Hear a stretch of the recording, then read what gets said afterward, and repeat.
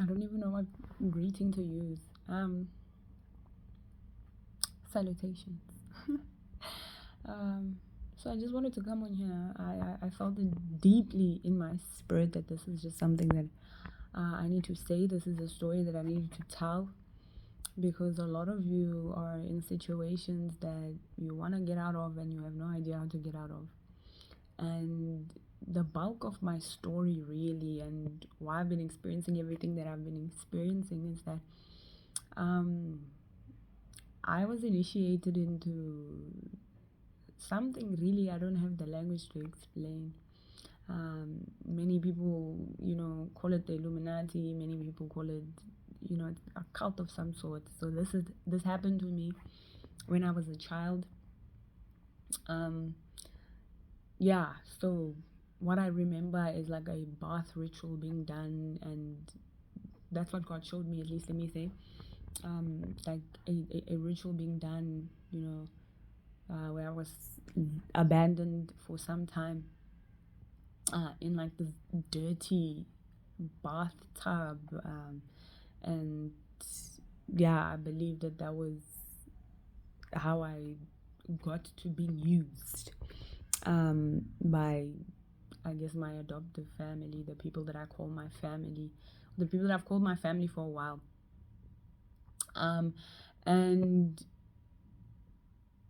yeah, this, I suppose, has been clear. Even, when I was younger, I really noticed that the only colors that I would wear were just black and white and red or gray. And obviously, I believe that there has certain symbolism. They use those colors because they have a certain symbolism attached to them. My guess, was that it has something to do with like yin and yang philosophy, and obviously the red for blood. That's what I guess. I'm not really entirely sure. So yeah, I grew up really just hypersexual. Um, like almost like I couldn't control my own body. I couldn't control my own uh, like sexuality, if I can call it like that. It was to a point where it felt like there was just a spirit that was driving me constantly to find myself in just like a lot of sexual behavior. Even though I didn't lose my virginity until I was in high school in grade 11, I thought obviously I was a virgin, but I wasn't. Because in grade 11, when it was time, yes, I'm a Christian now, but I wasn't always a Christian, so I'm not gonna allow any shame to enter this testimony. So yeah, in grade 11, when it came time for me to lose my virginity, I wasn't a virgin, and I was quite shocked. I created some sort of a story around it because I was like, I was ashamed. I was like, what happened? I'm supposed to be a virgin. Oh my goodness. Something is supposed to break when that happens. This is why, sex is a blood covenant, that, there's supposed to be a proof of blood when a husband and wife get together for the first time. It's not just a contract, it's a blood covenant. In any case, obviously, I'd been entered into a blood covenant with, I don't know who, but yeah, that's how I obviously found out that I wasn't a virgin. But yeah, even before that, when I was younger, I was just find myself in seriously like um, sexual situations, um, and I don't know why. To be quite honest, it was almost like I was just taken over by something constantly every time there was a boy around. Um, yeah, and so fast forward to my varsity experience, um, I entered into like a lot of addictive situations. I mean, I think the first telltale sign for me, even before God gave me the revelation of everything that has been happening, was just how, the men that I would be attracted to, men who are way older, um, because almost as if I wanted to relive that experience, subconsciously of, the first time that my virginity was taken, or whatever the case may be, because I know obviously it was an older person, an older guy, a man. because I would have frequent like dreams, seriously sexual dreams and all of that. In any case, fast forward to varsity. Yeah, I really don't want to make this story long, but if I have to tell my whole story, it might be a bit too long. But in any case, the whole point of my story is how now I came into the realization of everything that has been happening to me and everything that, yeah, man, everything that has just been going on in my life, and how God has just been revealing certain things to me. But I'll say that the major experience was when I was manipulated into doing a bath ritual, into sacrificing myself. Into sacrificing myself. So there were a series of dreams that I would experience, that would lead me into thinking certain things, that I need to do certain things. There were like a series of events that happened that led me, that pushed me, that egged me on into doing this bath ritual. And, I've been manipulated for a long time, that I recognize that certain relationships, people that I call boyfriends or friends, they were actually put into my life to lead me into doing certain things, to lead me into certain experiences, to lead me into wanting to do certain things. There was a specific heartbreak that I remember where, the guy just ghosted me after we came from holiday together. And that was obviously a tool to break my heart so that I'd be susceptible to suggestion, because my heart was broken and I was like, oh my goodness, it's my fault. He made me think it was my fault. And I started seeking for something outside of myself. But in any case, already because of the fact that as a child, I was initiated into this thing. I don't know what to call it really. I didn't recognize that a lot of the guidance, a lot of the thoughts that I thought were my own were not really my own. That there was just like a lot of influence over my mind that wasn't my own. And then, so the guy completely just broke my heart. And I started like seeking for God seriously, but I didn't know really that that's what, I was looking for.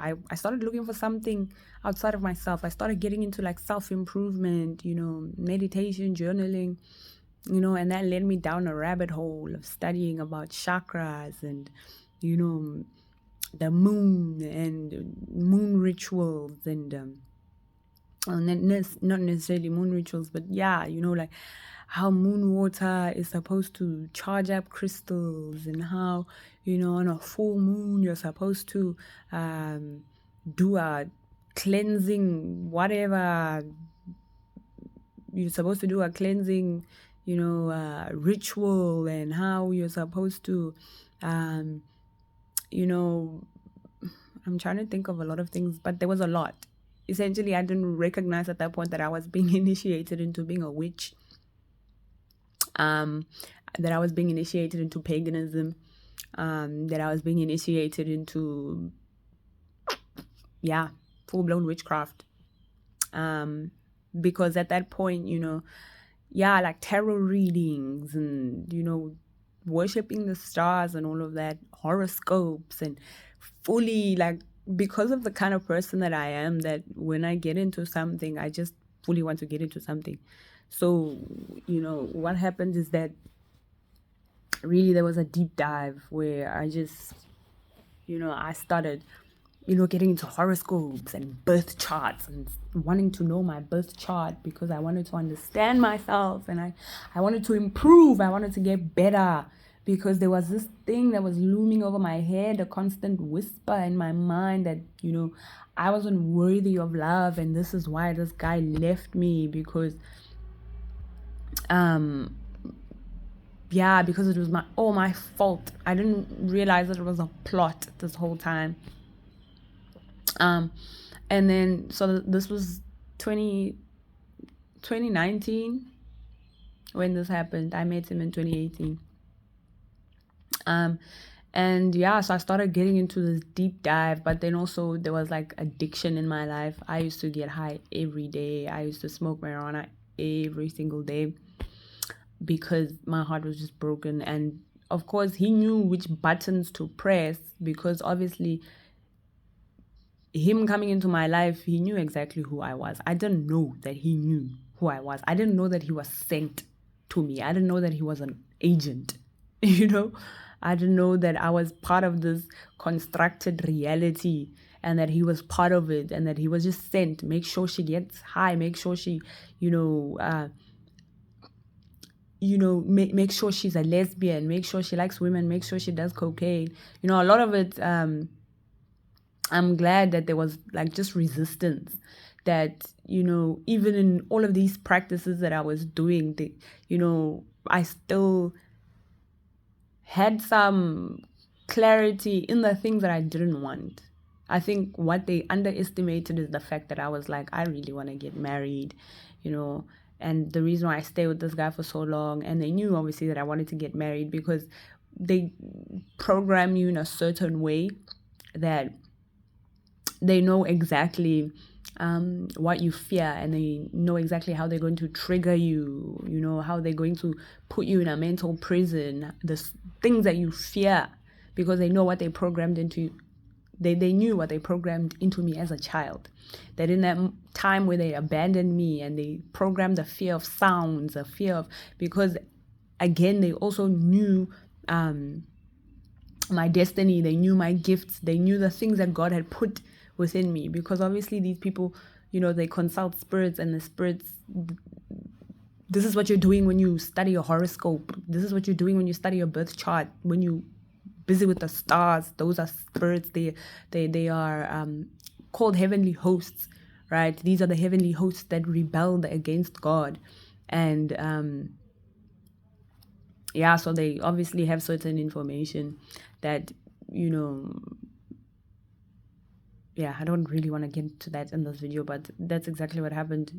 They knew exactly what my destiny was supposed to be. And so that's how they programmed certain fears into me so that I can never come into that destiny.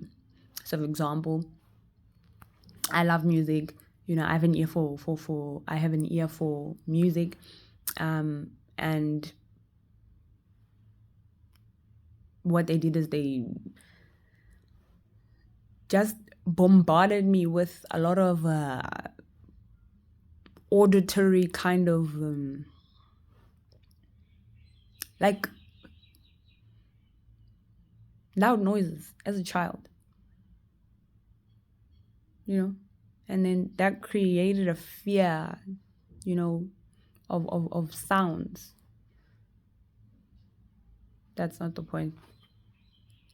So anyway, I started going into this deep dive of studying about this. I wonder if I should make it like a part 2. I'm gonna make it a part 2 so that it doesn't take forever to upload.